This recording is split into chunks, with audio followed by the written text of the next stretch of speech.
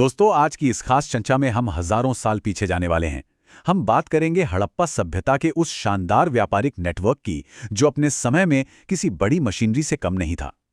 जरा सोचिए, बिना किसी आधुनिक तकनीक या गाड़ियों के उन्होंने एक इतना बड़ा और सुव्यवस्थित व्यापारिक इंजन कैसे खड़ा कर लिया। आज हम इसी रोमांचक सफर पर निकलने वाले हैं। तो चलिए सीधे काम की बात पर आते हैं। आज के हमारे इस एक्सप्लेनर में हम 5 मुख्य चीजों को कवर करेंगे। कच्चे माल के लिए उनकी कमाल की रणनीतियां, उनके विदेशी व्यापार और कनेक्शन, सुरक्षित लेनदेन के लिए इस्तेमाल होने वाली मोहरें, उनकी वो रहस्यमयी लिपि जिसे आज तक कोई नहीं पढ़ पाया, और आखिर में उनका बिल्कुल सटीक नापतोल का सिस्टम।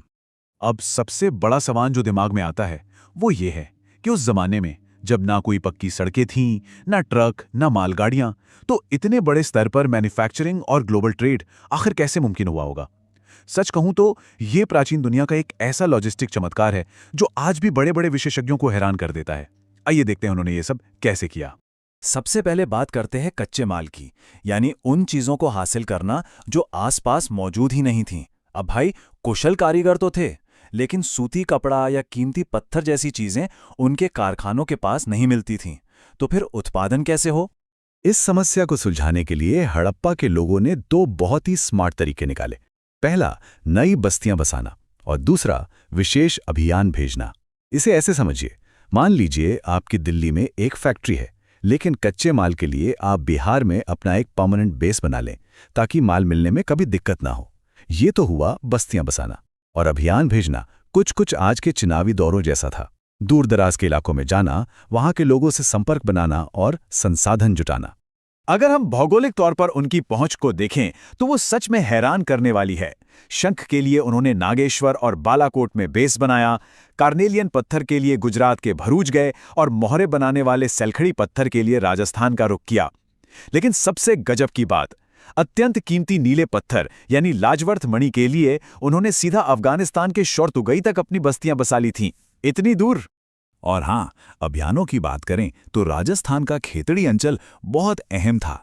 जब वहां तांबा लेने के लिए अभियान भेजे गए तो पता चला कि वहां तो एक बिल्कुल ही अलग संस्कृति पल रही थी।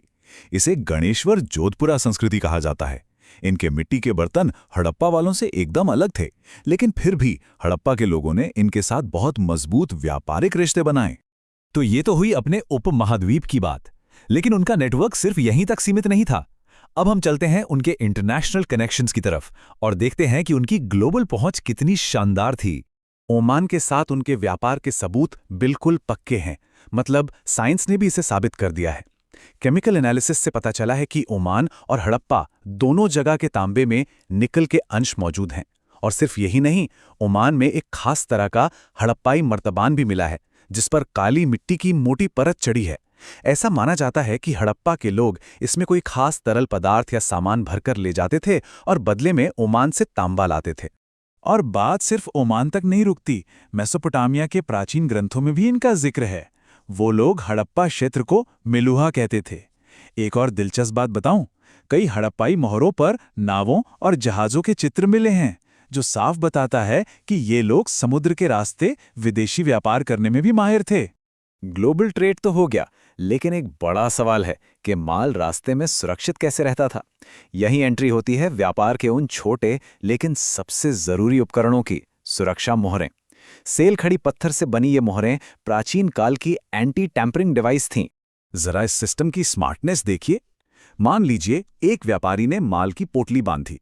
अब वो उस गांठ पर थोड़ी गीली मिट्टी लगाएगा और उस पर अपनी मोहर दबा देगा। जब वो पोटली अपनी मंजिल पर पहुंचेगी तो अगर मिट्टी की मोहर सही सलामत है, मतलब रास्ते में किसी ने माल के साथ कोई छेड़छाड़ नहीं की है। बहुत ही सिंपल लेकिन एकदम असरदार तरीका। अब उन मोहरों पर सिर्फ चित्र ही नहीं होते थे, उन पर कुछ लिखा भी होता था। और यहीं से शुरू होता है हड़प्पा सभ्यता का सबसे बड़ा रहस्य, उनकी लिपि, जिसे आज तक कोई भी डिकोड नहीं कर पाया है। इस लिपि की विशालता का अंदाजा आप इसी बात से लगा सकते हैं कि इसमें करीब 450 अलग अलग चिन्ह हैं। सोचिए, हमारी अंग्रेजी वर्णमाला में सिर्फ 26 अक्षर होते हैं और यहां लगभग 400 चिन्ह। यह अपने आप में एक बेहद जटिल और चित्रमय प्रणाली थी। लेकिन एक मजेदार बात बताऊं, इतने सारे चिन्ह होने के बावजूद अब तक जो सबसे लंबा लेख मिला है उसमें सिर्फ 26 चिन्ह ही हैं। मतलब वो अपनी बात बहुत कम शब्दों में कह देते थे। और हाँ, ये लिपि हमारी तरह बाएं से दाएं नहीं, बल्कि दाएं से बाईं ओर लिखी जाती थी। चलिए अब इस व्यापारिक मशीनरी के आखिरी लेकिन सबसे अहम हिस्से की बात करते हैं, उनका नाप तौल का सिस्टम। बाजार में सब कुछ सही और पारदर्शी तरीके से हो, इसके लिए उनके पास बेहद सटीक बाटों की व्यवस्था थी।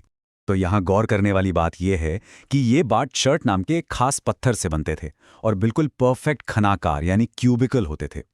उन्होंने छोटे बाटों के लिए बाइनरी सिस्टम रखा था, जैसे 2, 4, 8, 16, जिसका इस्तेमाल आभूषण और मनके जैसी हल्की और कीमती चीज़ों को तौलने के लिए होता था। वहीं भारी सामान के लिए वो दशमलव प्रणाली का इस्तेमाल करते थे, एकदम सिस्टमैटिक। ये सब जानकर दिमाग में बस एक ही ख्याल आता है, इस अविश्वसनीय और इतने सुव्यवस्थित व्यापार साम्राज्य के जाने कितने राज अभी भी उसी मिट्टी में दबे हैं। वो राज जो बस उस दिन का इंतजार कर रहे हैं जब हम आखिरकार उनकी उस रहस्यमयी लिपि को पढ़ पाएंगे। क्या पता जिस दिन वो लिपि पढ़ी जाएगी, हमारा इतिहास को देखने का नजरिया ही पूरी तरह बदल जाए। आपको क्या लगता है? तो चलिए बिना किसी देरी के शुरू करते हैं। आज के हमारे इस खास विश्लेषण में हम प्राचीन विश्व के सबसे बड़े रहस्यों में से एक की परतों को खोलने वाले हैं। हम बात कर रहे हैं हड़प्पा सभ्यता की, एक ऐसी दुनिया जो अपने समय से मीलों आगे थी, लेकिन फिर अचानक रहस्यमयी ढंग से कहीं गायब हो गई। आज हम सिर्फ तथ्य नहीं रटने वाले हैं, बल्कि इस पूरी कहानी को जीकर देखेंगे। हम समझेंगे कि इस विशाल साम्राज्य का असली नेतृत्व कौन कर रहा था, इसका अंत कैसे हुआ और कैसे सदियों बाद इसे फिर से दुनिया के सामने लाया गया। ये सफर वाकई बहुत रोमांचक होने वाला है। तो चलिए इतिहास की इन गहराइयों में उतरते हैं। अब जरा सोचिए, दुनिया के सबसे उन्नत प्राचीन सभ्यताओं में से एक, जहां सब कुछ इतना व्यवस्थित था, वो बिना किसी स्पष्ट शासक या राजा के कैसे चल सकती है? ये एक ऐसा सवाल है जिसने दशकों से बड़े बड़े इतिहासकारों को चकित कर रखा है। मतलब एक ऐसे समाज की कल्पना कीजिए जहां चौड़ी और पक्की सड़कें हैं, पक्के मकान हैं और जल निकासी की एक ऐसी बेहतरीन व्यवस्था है जो आज के कई शहरों को भी मात दे दें। लेकिन मिस्र के फिरौन या मेसोपोटामिया के राजाओं की तरह यहाँ हमें कोई विशाल शाही मकबरा या राजाओं की कोई भव्य तस्वीर नहीं मिलती। ऐसे में ये सवाल उठना लाजमी है कि भाई इतनी परफेक्ट दुनिया बिना किसी स्पष्ट लीडर के आखिर चल कैसे रही थी? अगर हम ठोस सुरागों की तलाश करें तो हमारे हाथ मुख्य रूप से सिर्फ दो ही चीजें लगती हैं। पहला है एक बहुत बड़ी इमारत का ढांचा, जिसे इतिहासकारों ने विशाल महल या प्रसाद का नाम दिया है। और हाँ, यहाँ प्रसाद का मतलब खाने वाला प्रसाद नहीं है, बल्कि संस्कृत में इसका मतलब महल होता है। दूसरा सुराग है एक अकेली पत्थर की मूर्ति, जिसे अक्सर पुरोहित राजा या प्रीस्ट किंग कहा जाता है। अब आप ही बताइए, सिर्फ इन दो सुरागों के भरोसे एक पूरी की पूरी सभ्यता के राजनीतिक ढांचे का अंदाजा लगाना किसी बहुत बड़ी पहेली को सुलझाने से कम है क्या? क्योंकि सबूत इतने कम हैं, इसलिए हमारे विशेषज्ञों ने 3 बिल्कुल अलग अलग थ्योरीज यानी सिद्धांत सामने रखे हैं। पहला सिद्धांत तो ये मानता है कि वहाँ कोई राजा था ही नहीं, समाज में सभी लोग बराबर थे, सबका रुतबा एक जैसा था। दूसरी थ्योरी कहती है कि देखिए ये इलाका बहुत विशाल था, इसलिए हड़प्पा, मोहनजोदड़ो और कालीबंगा जैसे अलग अलग बड़े शहरों के अपने अलग अलग राजा रहे होंगे। और तीसरी और शायद सबसे दिलचस्प थ्योरी ये है कि पूरी की पूरी सिंधु घाटी सभ्यता पर सिर्फ एक ही शक्तिशाली केंद्रीय शासक का नियंत्रण था, एक इकलौता राजा। अब ये सवाल उठता है कि ये तीसरी थ्योरी, एकल केंद्रीय शासक वाली बात इतनी मजबूत क्यों लगती है? तो इसका जवाब छिपा है उस सभ्यता की अद्भुत एकरूपता में। आप हड़प्पा चले जाइए या मोहनजोदड़ो, हर जगह आपको नालियां एक ही ग्रिड पैटर्न में मिलेंगी। घर बनाने के लिए बिल्कुल एक ही साइज की मानकीकृत ईंटों का इस्तेमाल किया गया था। अब खुद सोचिए, नगर नियोजन की इतनी सटीक और एक जैसी व्यवस्था बिना किसी मजबूत केंद्रीय सत्ता या किसी पावरफुल लीडर के आदेश के, क्या ये संभव लगता है? बिल्कुल नहीं। तो ये तो हुई शासन की बात, लेकिन अब आते हैं उस सवाल पर जो शायद इतिहास का सबसे डरावना पहलू है, इस महान सभ्यता का अचानक से पतन हो जाना। देखिए, किसी एक वजह से इतनी बड़ी सभ्यता रातों रात खत्म नहीं हो सकती। विद्वानों का मानना है कि इसके पीछे कई खौफनाक कारण रहे होंगे, जैसे कि जलवायु में बहुत भयानक बदलाव आए होंगे। अपनी ज़रूरतों को पूरा करने के लिए उन्होंने जंगलों की अंधाधुंध कटाई कर दी। जीवन देने वाली नदियां या तो सूख गईं या उन्होंने अपना रास्ता ही बदल लिया। जमीन का इतना ज़्यादा इस्तेमाल हुआ कि उसकी उपजाऊ ताकत ही खत्म हो गई। और इसके ऊपर से विनाशकारी बाढ़, भयानक भूकंप और जानलेवा महामारियों ने इस सभ्यता को घुटनों पर ला दिया।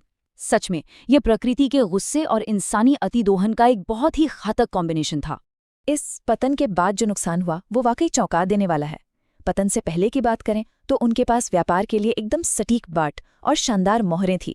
दूर दराज के इलाकों तक उनका लंबा व्यापार चलता था और बेहतरीन घरों के साथ साथ उनके पास खास तरह की शिल्पकला मौजूद थी। लेकिन पतन के बाद सब कुछ खत्म। मोहरे बनाने की वो खास तकनीक लोग भूल गए, लंबी दूरी का पूरा व्यापार नेटवर्क ताश